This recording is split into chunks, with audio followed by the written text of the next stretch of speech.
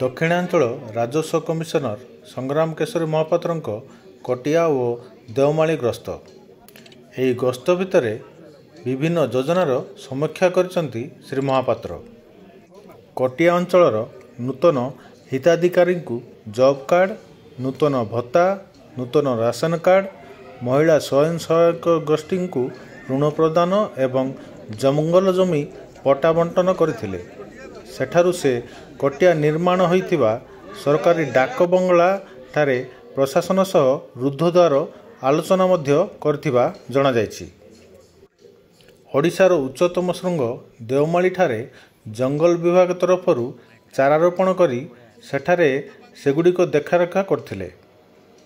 ମହାପାତ୍ରଙ୍କ ଏହି ଗସ୍ତ ବେଳେ କୋରାପୁଟ ଜିଲ୍ଲାପାଳ ମନୋଜ ସତ୍ୟବାନଙ୍କ ସହ ଅନେକ ପଦାଧିକାରୀ ଉପସ୍ଥିତ ରହିଥିଲେ। ଏଥିସହ ଶ୍ରୀ ମହାପାତ୍ର ସେମିଡ଼ିଗୋଲା ବ୍ଲକ ଅନ୍ତର୍ଗତ ରାଜପୁରଠାରେ ମିଲେଟ୍ ପ୍ରକ୍ରିୟାକରଣ ୟୁନିଟ୍ ପରିଦର୍ଶନ କରି ମହିଳା ଗୋଷ୍ଠୀ ସଦସ୍ୟମାନଙ୍କ ସହ ପ୍ରକ୍ରିୟାକରଣ ଉପରେ ପଚାରି ବୁଝିଥିଲେ।